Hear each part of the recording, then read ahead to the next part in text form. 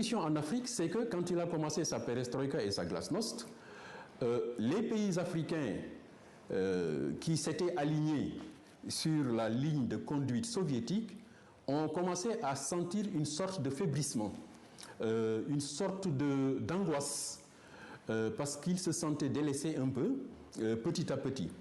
Alors, mais ce qu'il ne faut pas oublier, c'est qu'avant Gorbatchev, en Union soviétique, il y a eu ce qu'on a appelé le uskorénie qu'a pratiqué son prédécesseur Andropov. L'uskorénie, ça signifie l'accélération. Ça veut dire quoi? Ça veut dire que le système soviétique était un peu essoufflé et on tentait de l'intérieur de le relancer. Alors, donc, au niveau de l'Afrique, nous pouvons, in fine, la plupart des pays africains, en tout cas, qui étaient alignés sur la ligne de conduite soviétique, se sont sentis quand même délaissés petit à petit. Qu'est-ce qui s'est passé quand les Américains ont pour la première fois bombardé la Libye? Il faut le rappeler, les premiers bombardements des Américains sur Tripoli, mais datent de l'époque de Gorbatchev. Alors, qu'est-ce qui s'est passé après ces bombardements? Gorbatchev, l'Union soviétique n'a pas réagi. L'allié, ou alors l'un des alliés les plus proches de la Libye, face au bombardement américain, n'a pas réagi. C'était un signe annonciateur. Mais il faut y ajouter aussi le voyage de Gorbatchev à Londres, chez Margaret Thatcher, l'une des plus anti-soviétiques personnalités occidentales. Alors, de l'intérieur, il y a eu des observateurs qui ont pensé que Gorbatchev était en train de déclencher un processus qui pourrait être fatal à l'Union soviétique.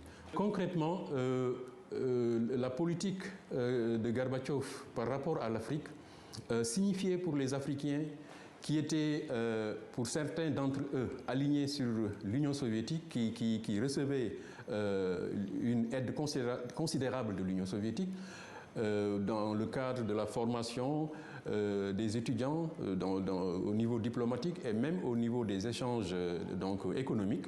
Il faut dire qu'il y a eu quand même une sorte disons, de désert qui a commencé à se dessiner avec l'arrivée de Gorbatchev. Donc, les partis communistes africains, pour beaucoup, ont connu une sorte de désarroi, puisqu'ils ne savaient plus sur quel pied danser, puisque le parti père, si on peut s'exprimer comme ça, avait remis en cause beaucoup de principes de l'idéologie communiste. Il faut aussi dire que l'Occident, qui veillait au grain, donc avec l'arrivée de Gorbatchev, a pu s'introduire dans beaucoup de pays qui étaient exclusivement sous, disons, l'influence soviétique. Donc l'Afrique a vécu de cette manière-là le règne de Gorbatchev. Et finalement, le règne de Gorbatchev a mené à la chute du mur de Berlin, mais aussi à l'éclatement de l'Union soviétique. L'éclatement de l'Union soviétique a été vécu par beaucoup de pays africains comme, disons, un instant déstabilisateur.